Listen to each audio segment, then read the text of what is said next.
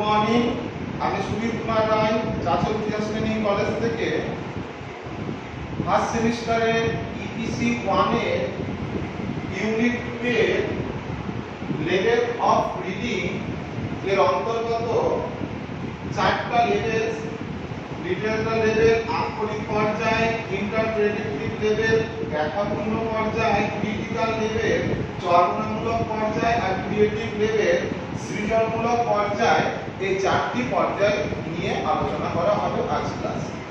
প্রথমে আসা যাক আক্ষরিক পর্যায়। এই পর্যায়ে শিক্ষার্থীরা শুধুমাত্র অক্ষরের সঙ্গে পরিচয় লাভ করে। এটি হচ্ছে প্রথম পর্যায় পঠনের, ঠিক আছে?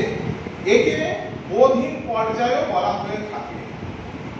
এই পর্যায়ে শুধুমাত্র অক্ষর জ্ঞান বা সামান্য তথ্য কিন্তু তারা লাভ করে।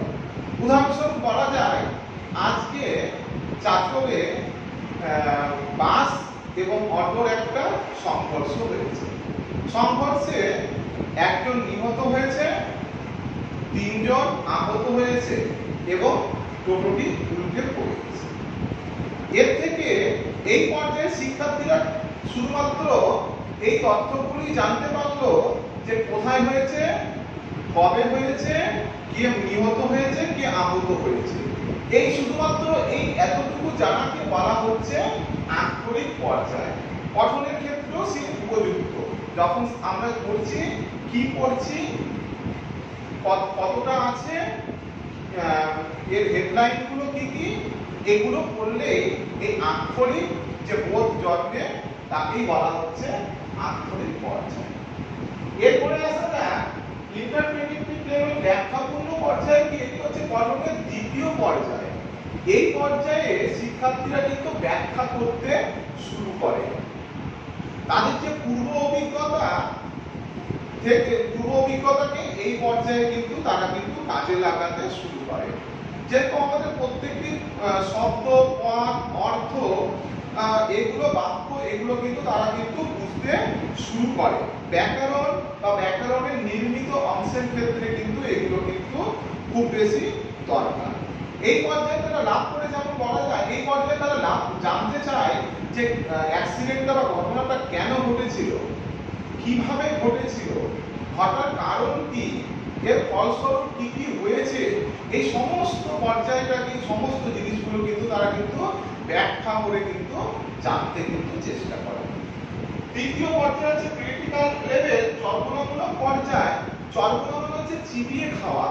যেরকম গরু যেরকম খাওয়াকে খেয়ে নিয়ে যেরকম জাবর কাটে, পরবর্তীতে আমরা যেরকম বাদাম বা কোনো কিছু আমরা চিবিয়ে খাই, তার ফলে যে আমাদের রসাস্বাদন ঘটে থাকে, সেটা এই পর্যায়ে হয়ে থাকে। মানে পাঠকরা কোনো বিষয়কে ব্যাখ্যা, বিশ্লেষণ এর মাধ্যমে আরো বেশি করে পড়তে বা জানতে সচেষ্ট হয় এই পর্যায়ে। যেরকম মাইকেল মধুসূদন দত্তের লেখাগুলো বা বঙ্কিমচন্দ্র চট্টোপাধ্যায়ের লেখাগুলো আমাদের একবার বা দুবার পড়লে হবে না।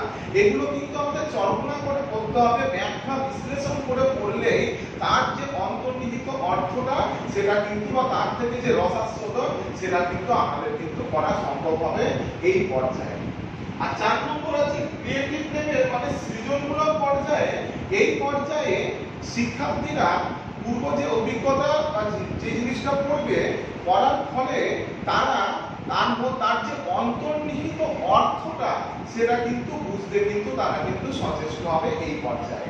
অন্তর্নিহিত অর্থটা বুঝে তারা নতুন ভাবে সেটা কিভাবে তৈরি করতে পারবে, বা অন্তর্নিহিত অর্থটা জানার ফলে তারা সেই জিনিসটা অন্য কোনো কাজে কিভাবে লাগাতে পারবে, তারা এই পর্যায়ে ঘটে থাকে বা তারা জানতে সচেষ্ট হয়।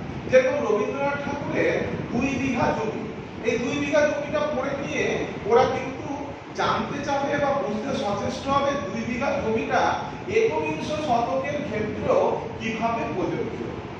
বা কবর কবিতাটা, জসীমউদ্দিনের লেখা কবর কবিতাটায় যে দাম্পত্য জীবন আছে, সেই দাম্পত্য জীবন এখনো কিভাবে সম্ভব কিনা, বা দাম্পত্য জীবনের সঙ্গে বর্তমান জীবনের যোগাযোগ এই পর্যায়ে যোগাযোগ সম্ভব কিনা বা পার্থক্যটা কোথায় সেইখানকার দাম্পত্য জীবন আর এখনকার দাম্পত্য জীবনের পার্থক্যটা কোথায় সেটা কিন্তু জানতে কিন্তু সচেষ্ট হবে বা তারা লিখতে কিন্তু সচেষ্ট হবে এই পর্যায়ে। আজ তাহলে এই 4টি পর্যায় সম্পর্কে আলোচনা করা হলো। ঠিক আছে, থ্যাংক ইউ।